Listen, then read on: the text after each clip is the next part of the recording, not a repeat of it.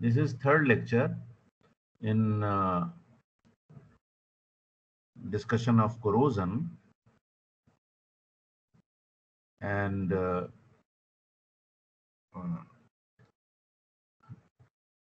this is about prevention of corrosion. That is the last part. Sorry, sir. Before that, you was saying in the last lecture that you will say Hmm. which method is better for Which, chemical. oh, yeah. Which mechanism is, Sorry, hmm? mechanism. Yes, sir. Yeah. Which mechanism, actually, in which mechanism corrosion is more?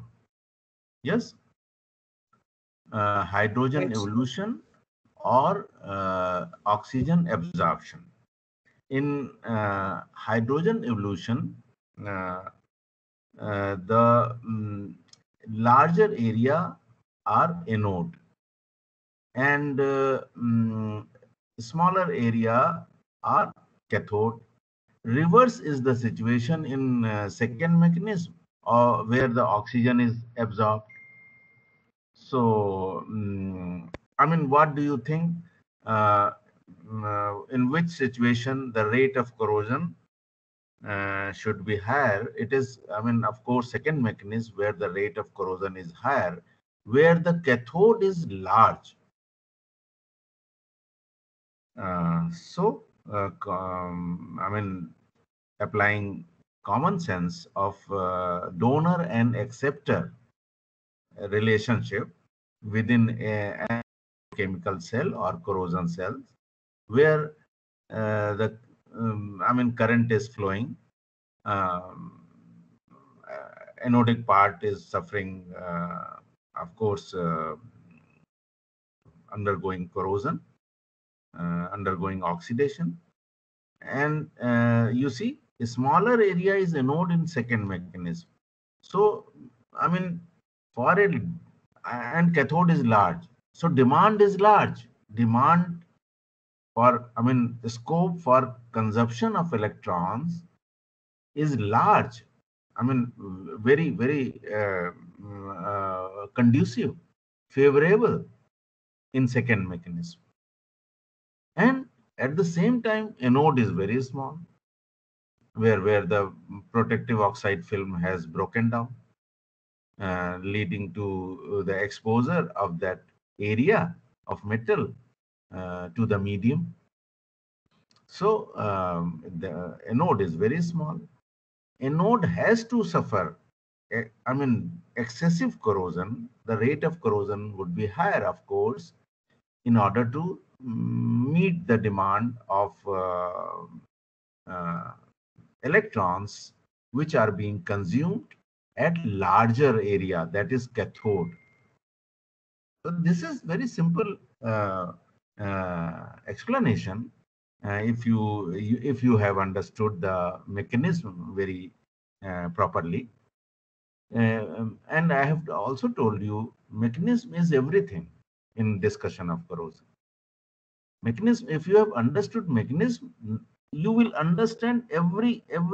I mean, uh, any thing which is like prevention of corrosion coming up to the control.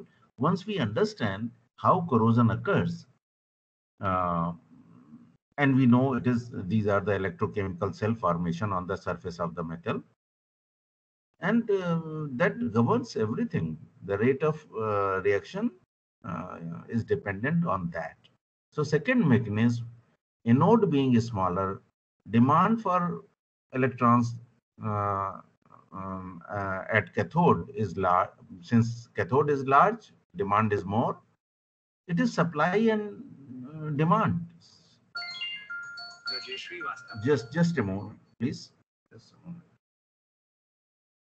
So,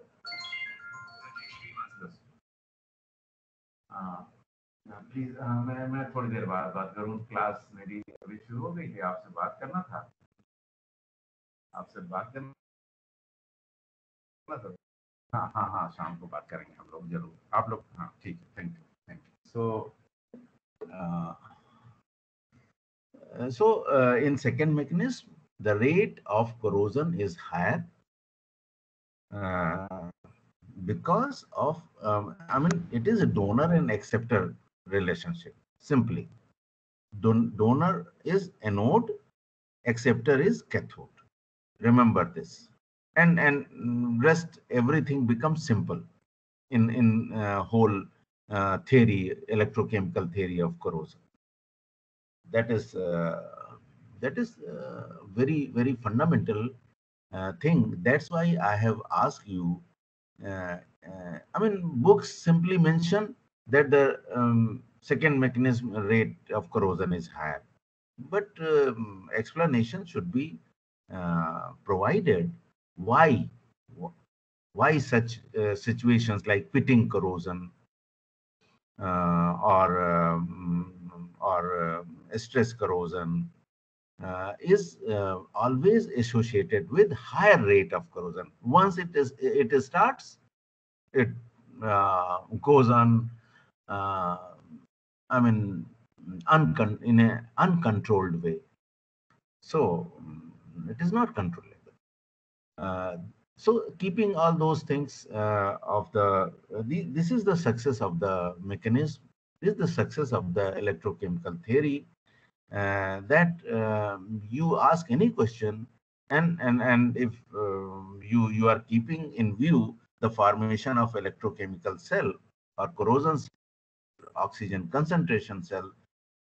At the same time, probably I have mentioned in the second mechanism, very important thing to note in the whole discussion of corrosion again, uh, that it is the part, cathode is the oxygen rich part. It is not the anode which is oxygen rich. Since in cathodic reaction, oxygen is being, oxygen is involved in the reactant site. So oxygen, where is oxygen? Oxygen is where oxygen rich area is cathode, oxygen deficient area is anode. Remember, always remember this. And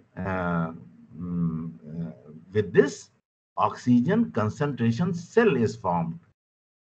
Now we can call electrochemical cell oxygen concentration cell.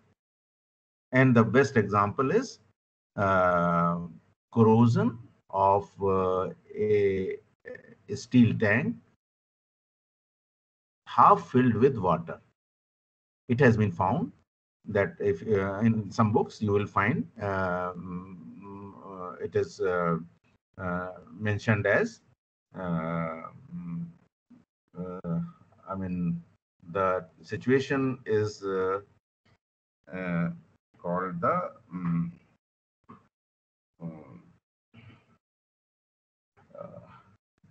name of the corrosion. I will recall. I will tell you. But what happens when a steel tank is half filled with water? It has been observed that the corrosion occurs just above the water line. The anodic area is just above the water line, and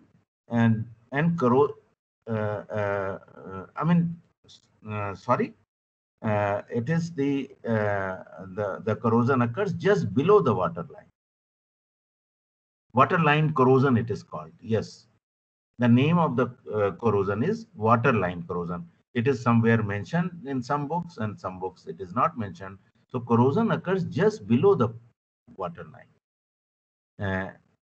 And obviously that area is cathode, and the area above the water level is that area is anode, and just above the water level the area is cathode. So this way you can explain why, because just above the water level oxygen concentration is more, so it will be cathode. Just below it, just below the water line, the oxygen concentration is less. So that is anode. Anode suffers corrosion in most of the situations. I mean, 100% of situations for you. Let us not talk about even 1% of reversible reactions which are possible. So it is anode which suffers corrosion, and it is the electrode which is oxygen deficient, not oxygen rich. Common sense, if you will apply, you will answer that the area which is oxygen rich should corrode more. No, it is not true. So these things, formation of oxygen concentration cells and rate of corrosion, etc., and also in the second mechanism, the formation electrode potential of water formation reaction, which is in any case is more than the electrode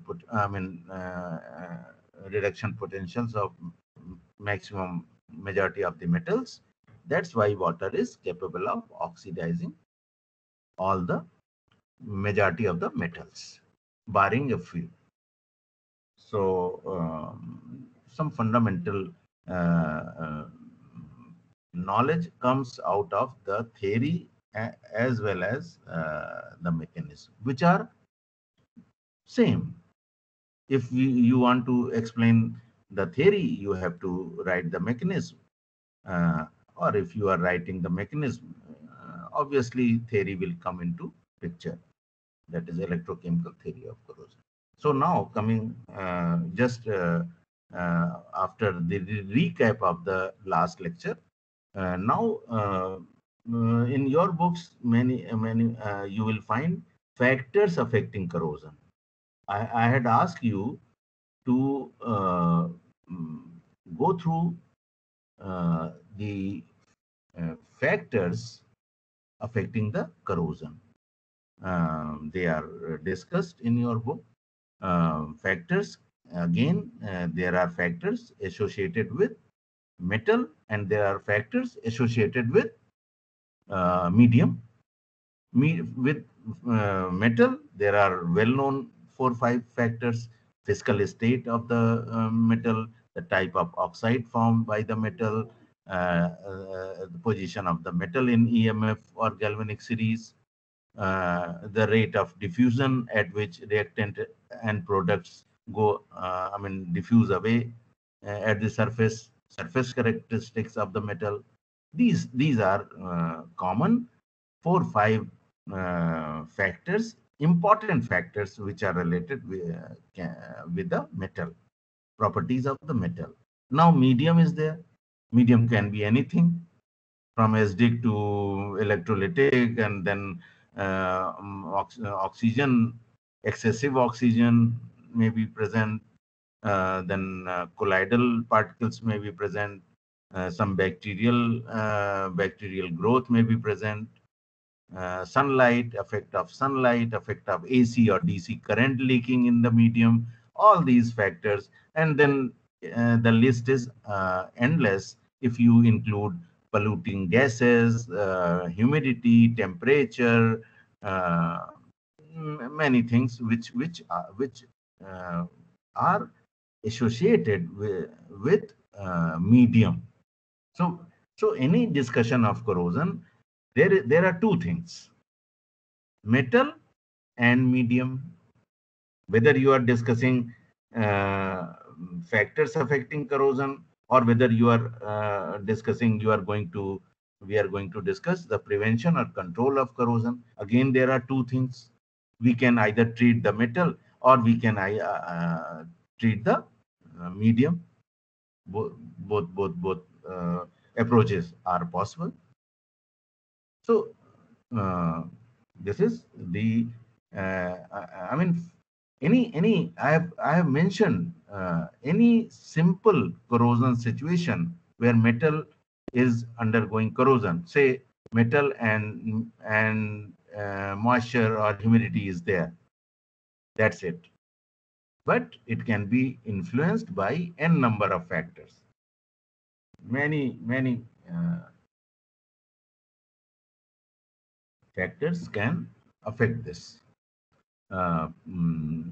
phenomena of corrosion. So it may assume absolutely different course. It can adopt a different course.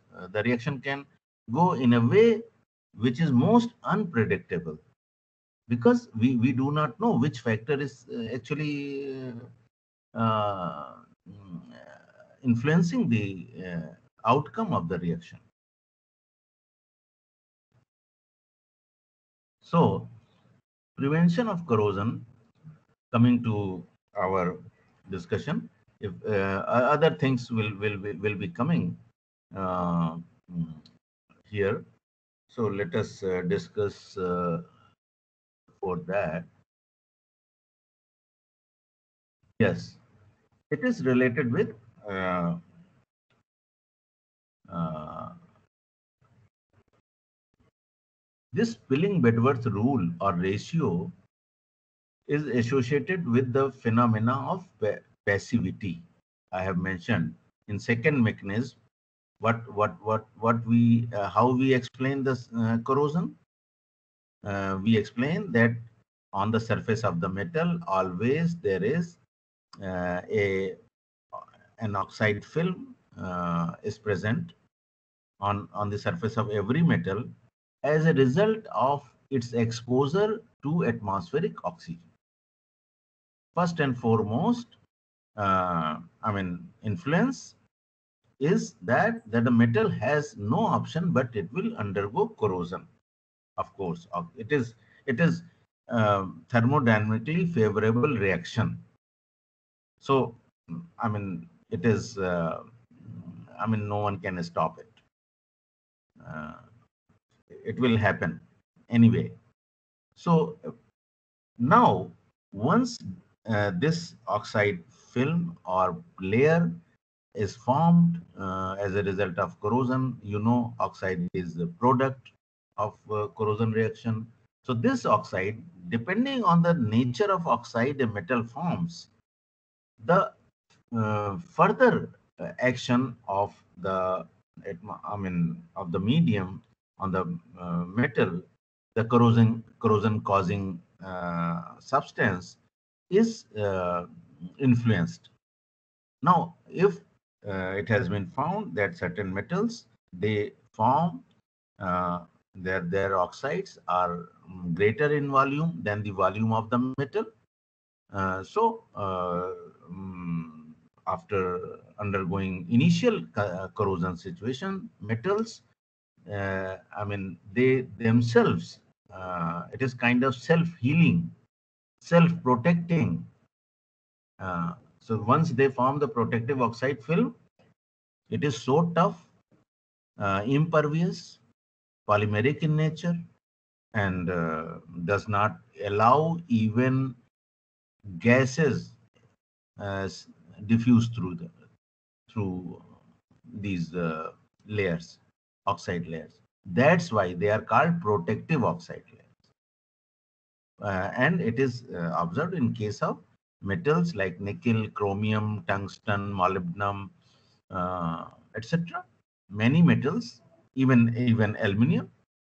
Why not? Aluminum is very corrosive metal, but once it forms its protective oxide film on its surface, it behaves very differently afterwards, and corrosion cannot affect it. You might have seen many aluminum, doors, windows, aluminum frames, many objects of aluminum. They do not easily corrode. But in fact, position of aluminum is such in the EMF series that anyone can tell it is more corrosive than even zinc. So this uh, phenomena of passivity, which is opposite to the, you can say, corrosion, or it is the unusual mm, uh, resistance shown by a metal towards corrosion, than expected from its position in the EMF series or galvanic series. If it is an alloy or something, some other material, is known as phenomena of passivity. Passivity is you should understand it is just antonym to the uh, activity, active and passive. Active, when we I mean term active is used in corrosion discussion when metal shows corrosive behavior. That metal we can term as active metal. And passive, metals which have tendency to form protective oxide film on their surface. So this PB ratio, Pilling-Bedworth rule or ratio, is the ratio of volume of the oxide of metal to the volume of metal. If above PB ratio is greater than 1, that is when the volume of oxide of metal is more than the volume of metal, oxide layer would be protective. This rule uh, quantitatively or you can say qualitatively predicts that the type of oxide uh, layer or film present on any metal as a result of initial corrosion uh, may be protective or unprotective depending on the nature of oxide formed by a metal.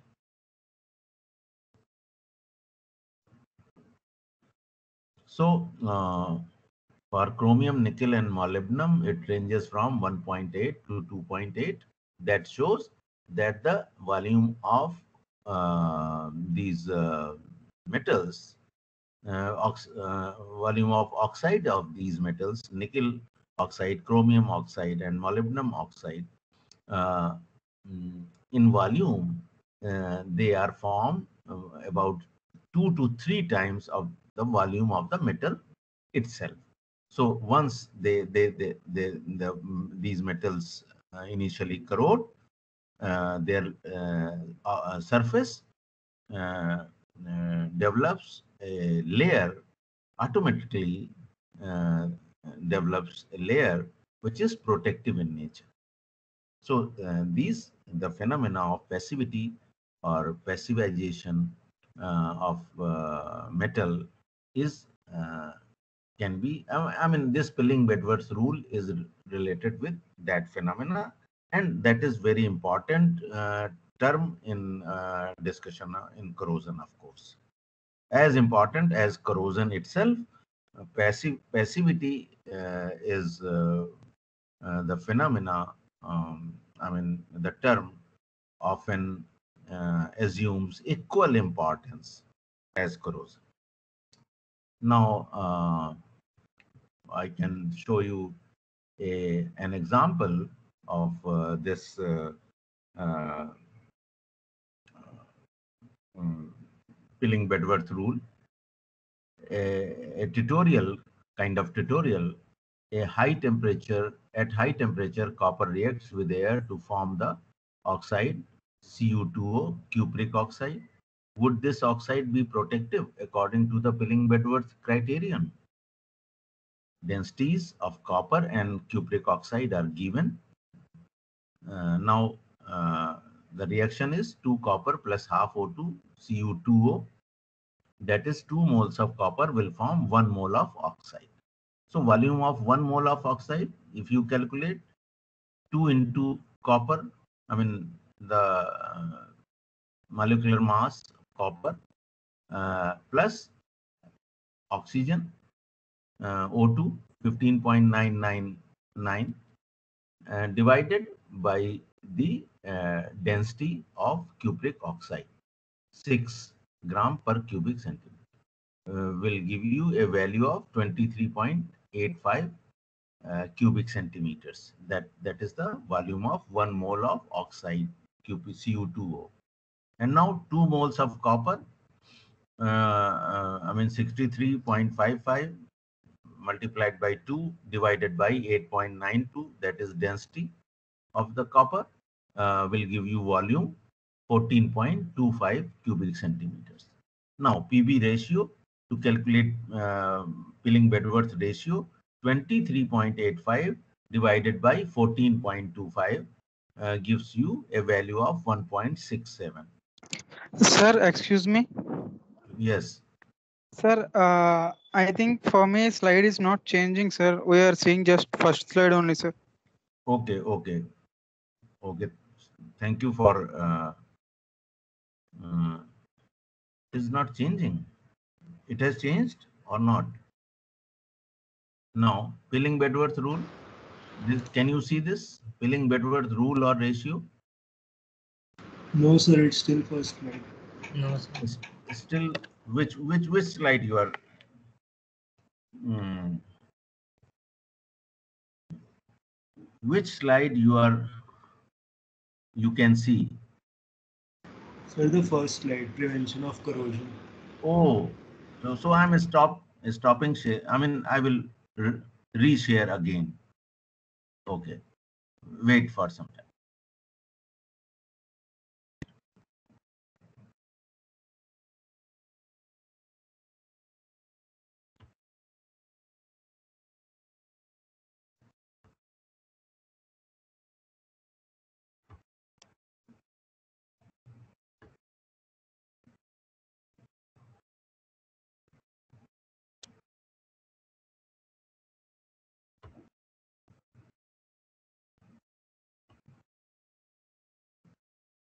Now, can you see this? Yes, sir. Yes, Perfect, sir. sir. Please Yes, sir. read it. Sir, it's Pilling Bedworth rule or ratio. Ratio. Thank you. So now this we have discussed this. Yes, already. Yes. Yes, sir. If PB ratio is greater than 1, oxide layer would be protective. If PB ratio is less than 1, oxide layer would be unprotective. An example of metals which form protective oxide films on their surface are chromium, nickel, molybdenum, tungsten, etc., where the volume of their oxides is higher, so they form a more protective layer on their surface. Now, this example I have already uh, this simple tutorial problem of the formation of uh, I mean on the basis of Pilling Bedworth ratio, which you can calculate easily by writing down a reaction 2 copper plus half O2 Cu2O. Now, can you see this change slide where this problem is discussed?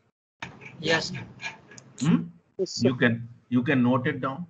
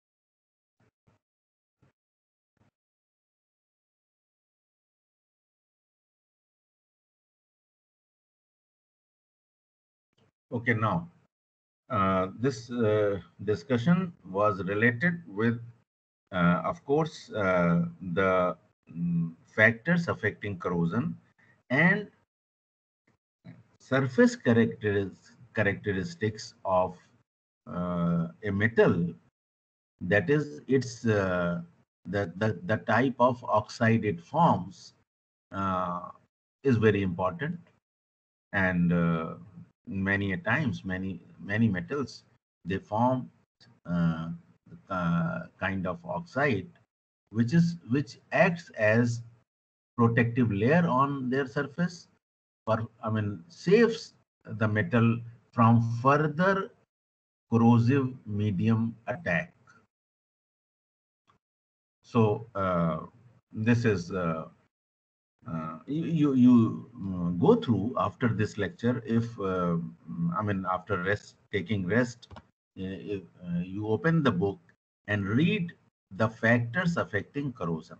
That there are so many things which are related with metal or medium, and that will give you further insight into the corrosion problem. I mean, you will definitely be more. I mean, will have deeper understanding of the corrosion phenomenon. So this is now I will go to some fundamentals of corrosion prevention methods. As you know, methods of corrosion preventions can be again divided in broadly speaking in two categories. One is by we can treat the medium or we can treat the metal. First, we will discuss the treatment of medium, then the metals, those important methods of corrosion control or prevention we shall discuss. Initially, even before that, suppose you are going to fabricate an absolutely new equipment or device, and you have choice to select a material or metal or alloy or what I mean, whatever I mean is available to you, and you can keep certain fundamental things in mind beforehand before uh, even you propose a design of uh, an equipment or plant. So what we have learned, from the mechanism uh, and theory of corrosion, that we should avoid direct contact between two dissimilar metals. First and foremost thing, galvanic corrosion is most common type of corrosion where two different metals may be in direct contact with each other. That is most common cause of corrosion.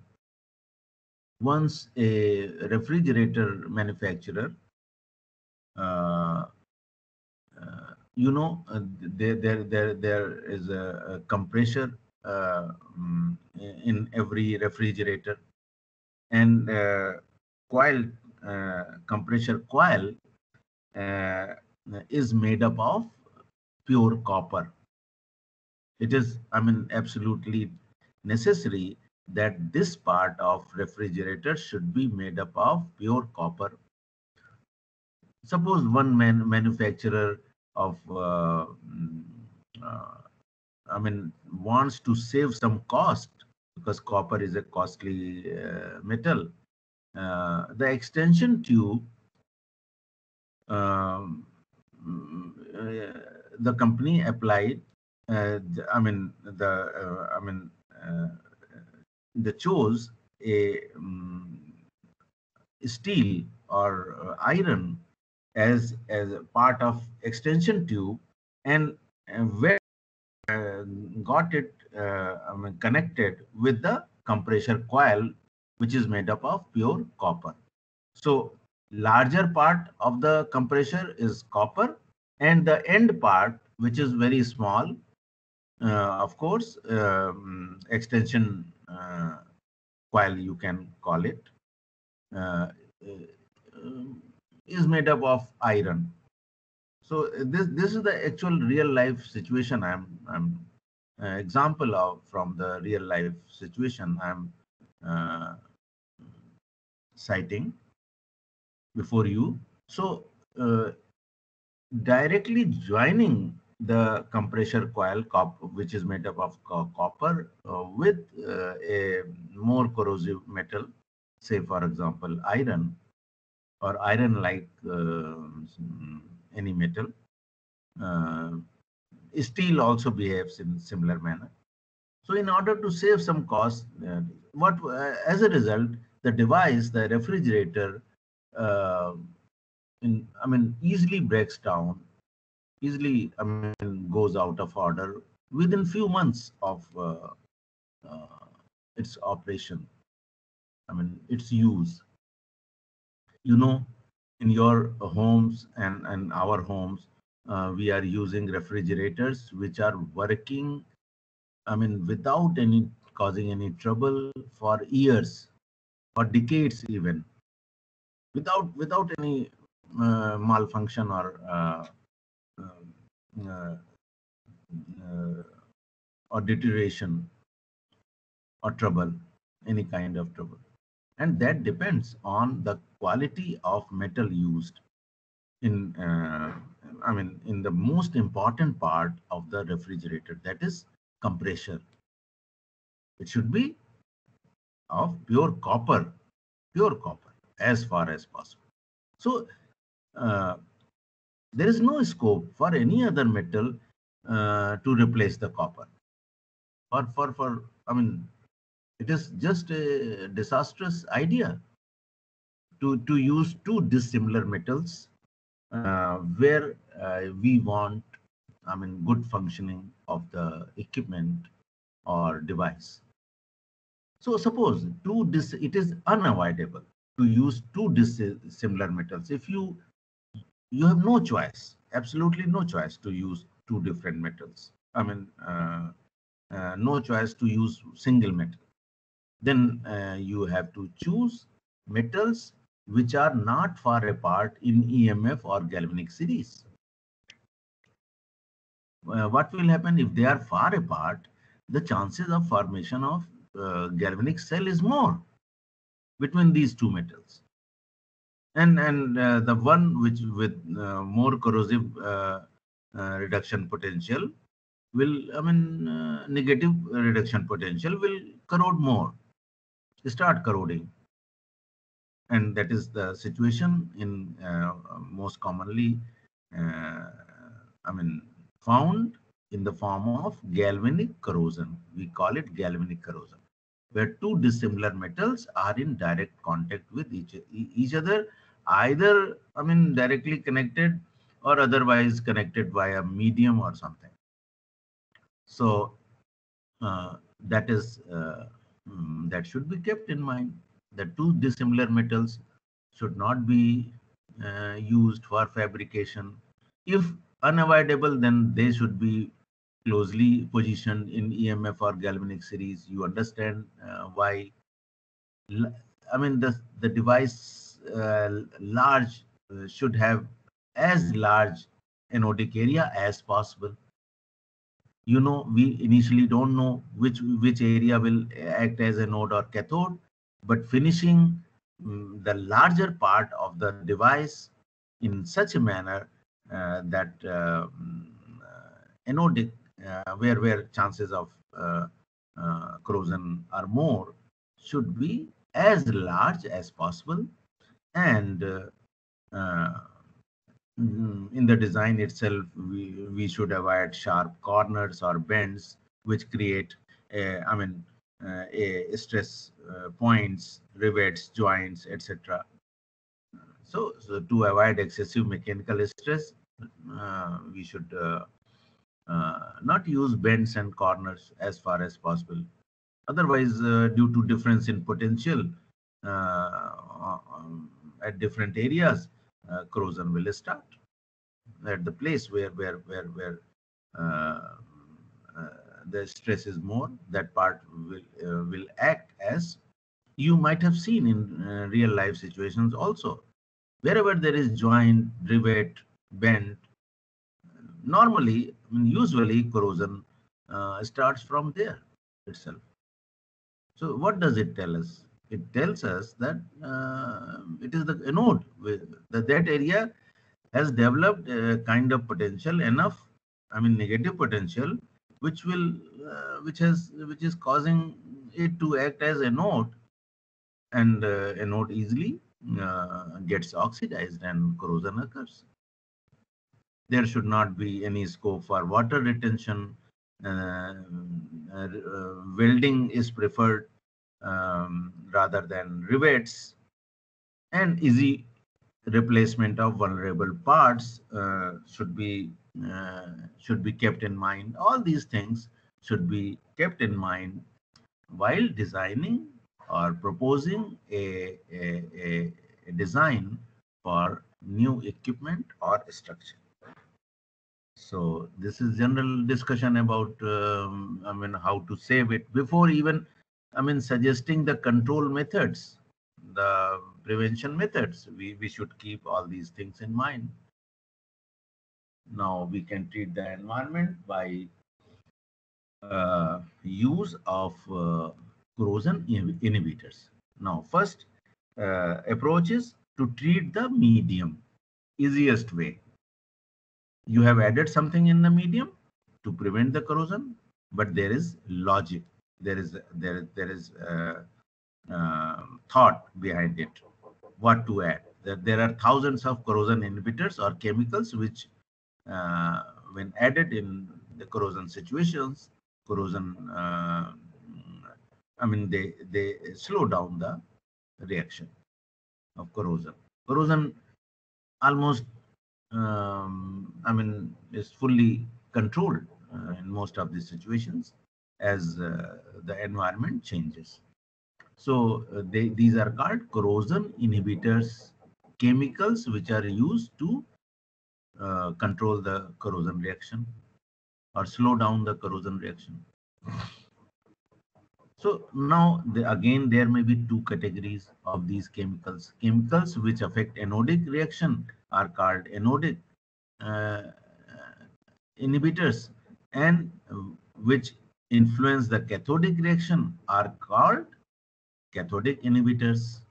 So there is distinct action or functionality of these chemicals. Adsorption type are the ones which get adsorbed on the surface and save the surface from the environment.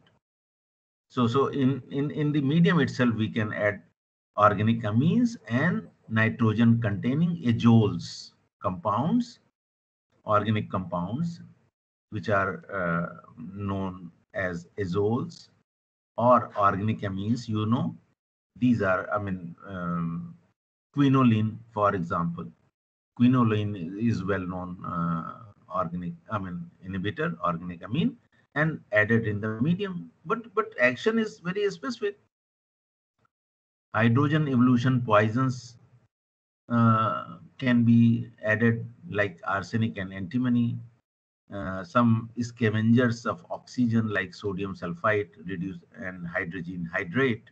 Reducing agents, well-known reducing agents, can start the oxidation process, can slow down. So their action is specific.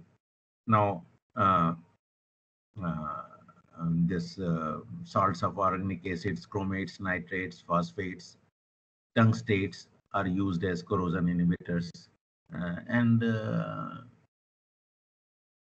they, in this slide, inhibitors are chemicals that interact with the metallic surface or the environment.